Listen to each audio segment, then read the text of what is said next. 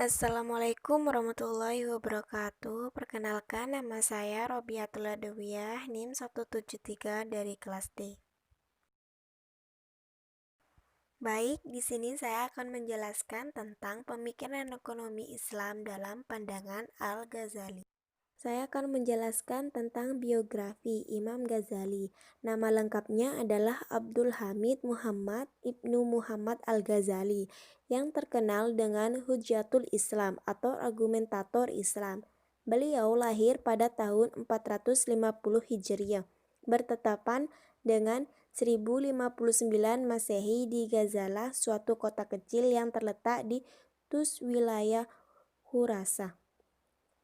Beliau tumbuh dan berkembang dalam asuhan seorang Safi. Semasa muda, beliau sangat antusias terhadap ilmu pengetahuan. Ia pertama belajar bahasa Arab, bidang tasawuf, filsafat, logika, matematika, dan lain-lain.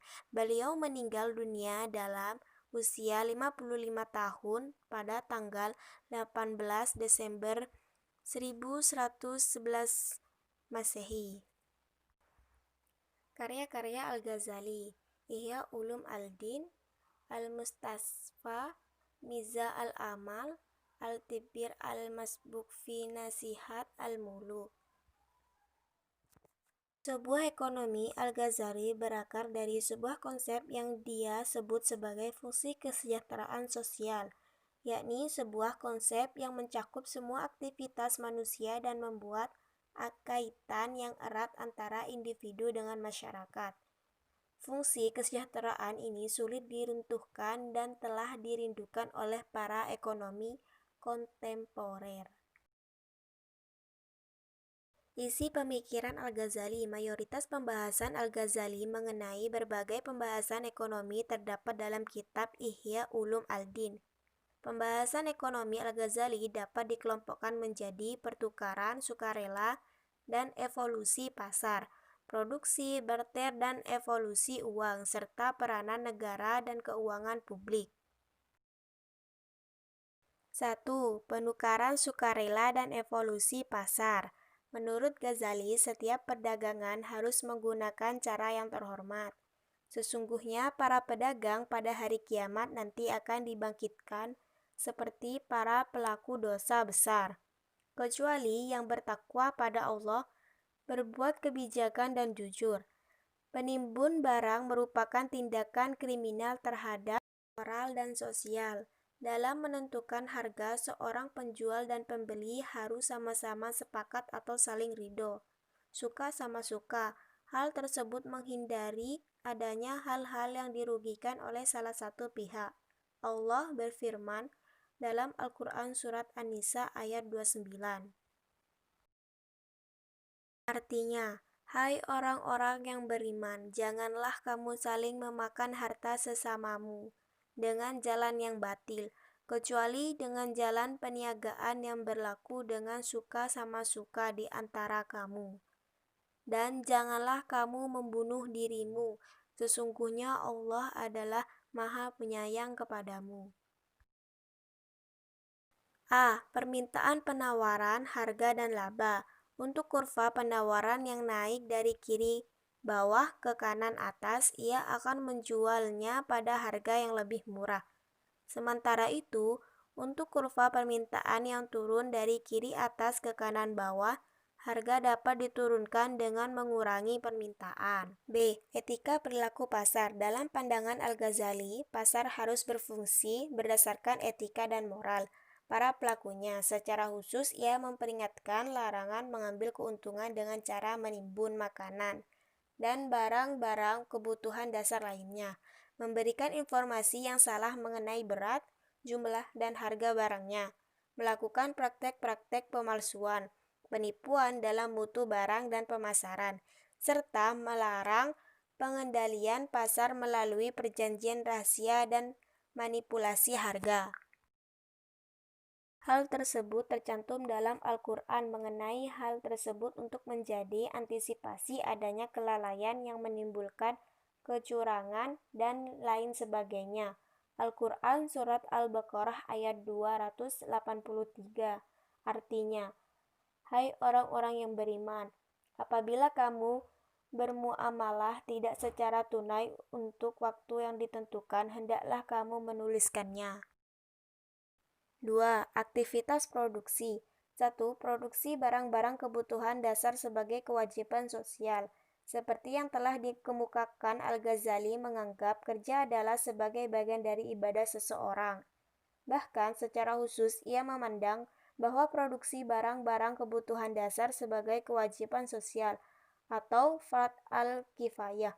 Hal ini jika telah ada sekelompok orang yang berkecimpung di dunia usaha yang berproduksi barang-barang tersebut dalam jumlah yang mencukupi kebutuhan masyarakat, maka kewajiban masyarakat telah terpenuhi.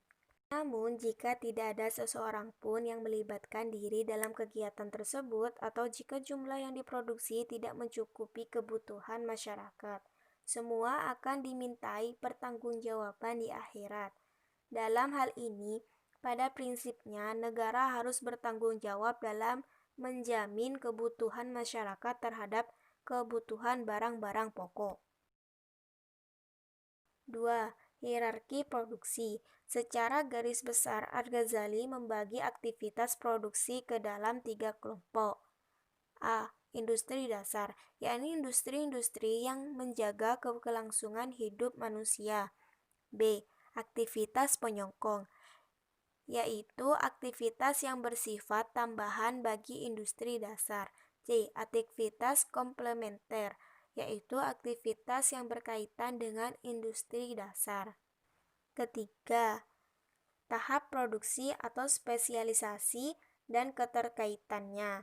Al-Ghazali mengidentifikasi 3 tingkatan persaingan, yakni persaingan yang wajib, yaitu persaingan yang berhubungan dengan kewajiban agama dalam rangka memperoleh keselamatan. Persaingan yang disukai yaitu yang berhubungan dengan perolehan barang kebutuhan pokok, perlengkapan, dan juga membantu pemenuhan kebutuhan orang lain. Sedangkan persaingan yang tidak diperolehkan yaitu berhubungan dengan barang-barang mewah. C. Barter dan evolusi uang. 1. Problema barter dan kebutuhan terhadap uang. Al-Ghazali mempunyai wawasan terhadap mengenai berbagai problema barter yang dalam istilah modern tersebut sebagai A. Kurang memiliki angka penyebut yang sama atau lack of common denominator. B. Barang tidak dapat dibagi-bagi atau indivisibility of goods. C. Keharusan adanya kedua keinginan yang sama atau double coincidency of wants. 2. Uang yang tidak bermanfaat dan penimbunan bertentangan dengan hukum ilahi. Uang tidak diinginkan karena uang itu tersendiri. Uang baru akan memiliki nilai jika digunakan dalam pertukaran. Ghazali menyatakan bahwa salah satu tujuan emas dan perak adalah untuk dipergunakan sebagai uang. Beliau juga mengutuk mereka yang menimbun kepingan-kepingan uang. Penurunan nilai uang karena kecurangan pelakunya harus dihukum.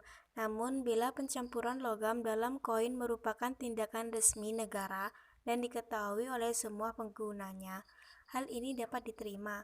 Beliau membolehkan kemungkinan uang representatif atau token money yang disebut sebagai teori uang feodalistik yang menyatakan bahwa hak bendahara publik untuk mengubah muatan logam dalam mata uang merupakan monopoli penguasa feodal. Hal ini dijelaskan dalam Al-Quran surat Yusuf ayat 20. Artinya, dan mereka menjual Yusuf dengan harga yang murah, yaitu beberapa dirham saja, dan mereka merasa tidak tertarik hatinya kepada Yusuf. 4. Larangan riba. Riba merupakan praktek penyalahgunaan fungsi uang yang berbahaya, sebagaimana penimbunan barang untuk kepentingan individual, seperti halnya para ilmuwan Muslim dan Eropa pada umumnya mengasumsikan bahwa nilai suatu barang tidak terkait dengan berjalannya waktu. Terdapat dua cara bunga dapat muncul dalam bentuk yang tersembunyi.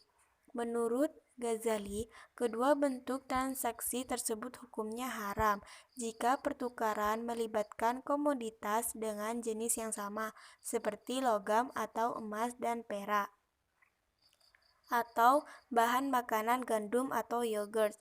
Hanya riba al-nasi'ah yang dilarang, sementara riba al-fadli diperbolehkan bila pertukarannya antara komoditas dengan jenis yang berbeda atau logam dan makanan. Keduanya diperolehkan. Larangan riba dalam tukar-menukar juga telah dilarang dalam Al-Quran Surat Al-Baqarah ayat 279.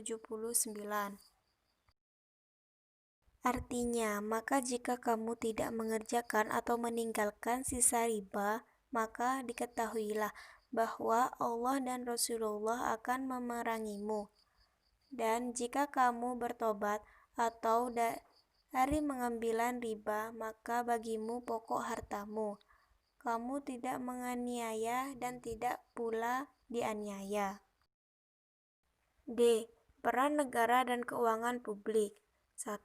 Kemajuan ekonomi melalui keadilan, kedamaian, dan stabilitas. Untuk meningkatkan kemakmuran perekonomian, negara harus menegakkan keadilan, kedamaian, keamanan, serta kestabilitas.